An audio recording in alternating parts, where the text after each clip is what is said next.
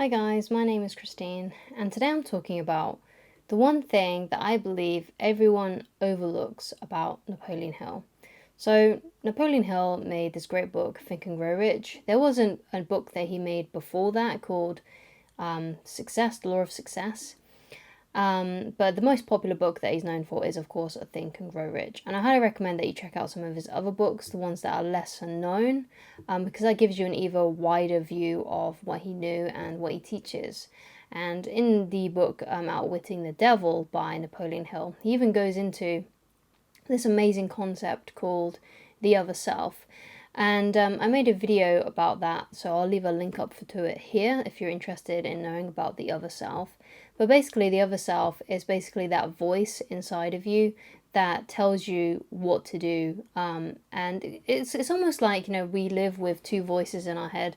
There's the voice inside of us that seeks comfort, and then there's the other voice that tells us to keep pushing, to it basically tells us what we should be doing. And I think we all have that sometimes. Let's say you're slacking off a little bit, but you have like this something inside your head, like a voice is bothering you, saying you need to get to work on this, you need to do this, you should be doing this right now.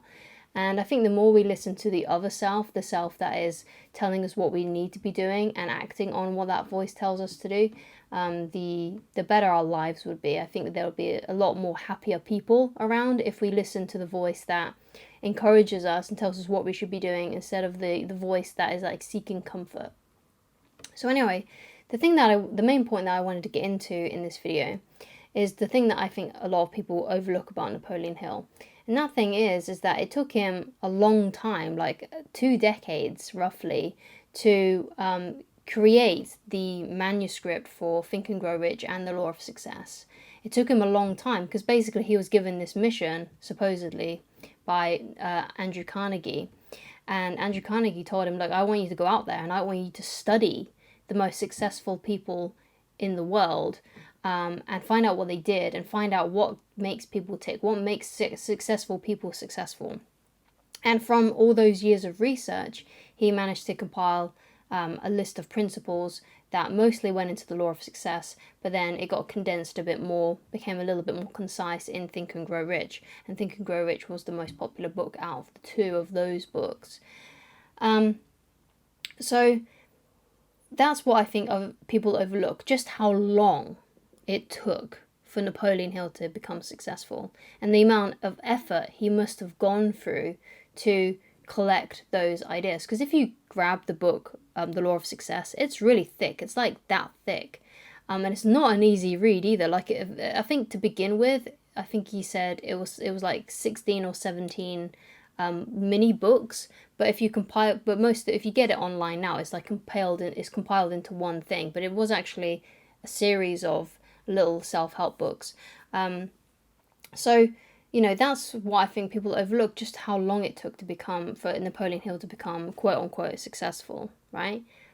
So that's what I think a lot of people overlook when they read things like Think and Grow Rich. They underestimate basically how much they can do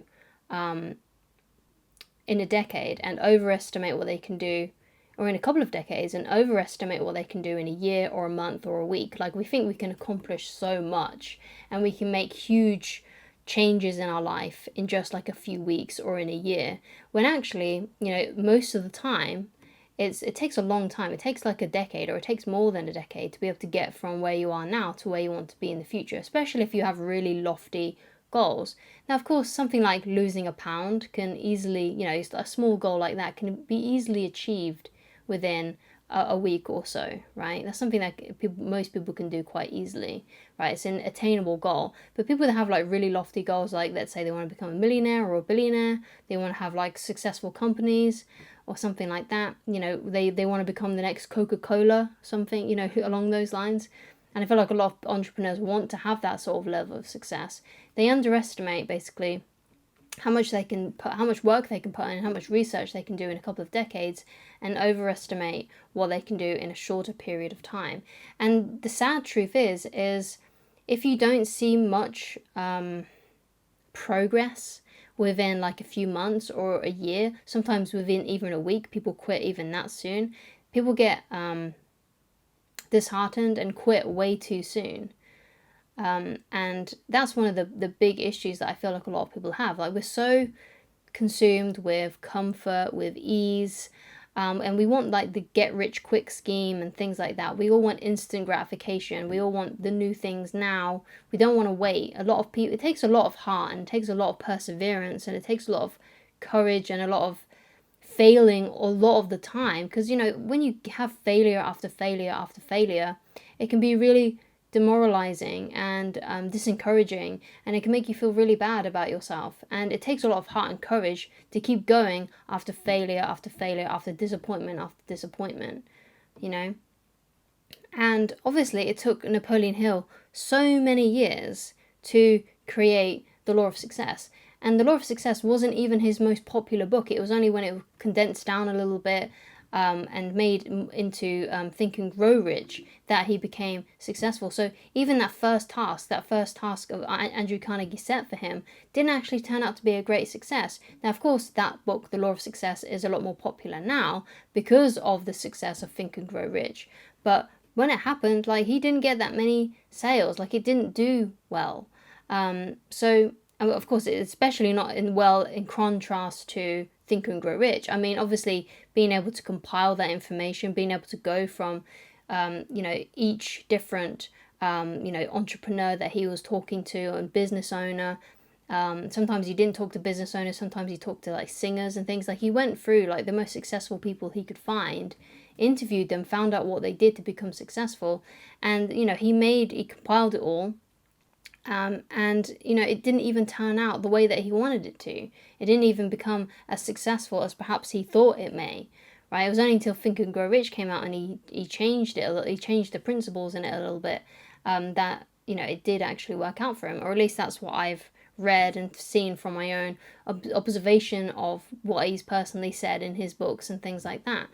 If you know a different story about him, then correct me if I'm wrong. But it took him a long time, and other people overlook just how long sometimes it can take to reach a certain level of success, whatever that may mean for you. Now, usually people have big money goals, right? That's usually the first thing that people kind of think of when you say, okay, what would you like to be doing in 10 years? Like, a lot of people want to say, well, I want to have a lot of money. I want to be financially free. I don't want to have to worry about money anymore. I think that's a big goal for a lot of people, but it can take a long time to get to that point, and you have to keep on going without loss of enthusiasm. Now, obviously, there might be times when you do lose a little bit of enthusiasm, but you don't give up, right? And that's the point, and if you can find a way, basically, to be able to keep going even when things look tough, to keep trying. And sometimes you may need to change your approach. You never want to change the goal too much unless you don't want that goal anymore. So let's say, a big one here that everyone can relate to is you don't want to have to worry about money anymore, right? So that's a good goal. You don't want to change that goal. You want to keep that goal, right? You want to be able to not worry about money anymore. I think a lot of people would like that goal. So if that's your goal, to not have to worry about money anymore, you don't want to change the goal. You want to sometimes maybe change the process and what you're actually doing in order to get to that point. Because sometimes you might be using a method that just simply isn't working.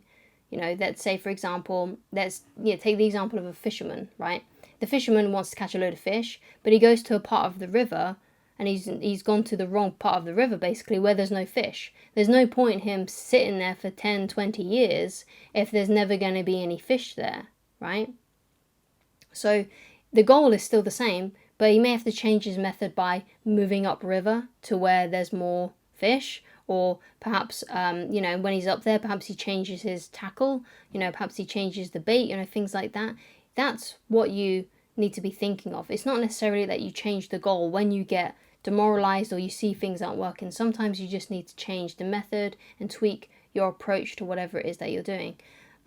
So that's my thoughts on what I personally think. The major thing that most people overlook about Napoleon Hill, they look at his work, they read his books, but they don't realize how long it took for him to get to that point. How many years of talking to and how much research it must have took to be able to compile all of that information. So that's what I want you to consider for yourself. Like, you have to be in the game for the long haul and not try to be getting the quick fix. And not try to be like Veruca Salt in, Charlie and the Chocolate Factory, who, just wants things now instantly. We can't live like that. Sometimes things take a long time. And obviously, some things happen more faster than others. Sometimes you might be able to get a lot of money real fast or something if money's your goal here. Sometimes that can happen. But a lot of the time, it's a bit of a grueling grind. And you have to fall in love with that grind and become someone who has a lot of perseverance, right? Even if you're seeing failure after failure after failure. And I hope you enjoyed this video. I hope it's been helpful to you. I hope it's opened your eyes a little bit to Napoleon Hill and some of the things that he teaches, and of course how long it took for him to reach his actual success. So it kind of gives you a bit of a wake-up call in a way, perhaps in regards to your dreams. Please don't be demoralized by it, but if you're really passionate and you really want whatever it is you want, you'll be willing to take the time, you'll be willing to put in the hours, the weeks, the years to get there. So thank you so much for watching, and I shall talk to you again very soon. Goodbye.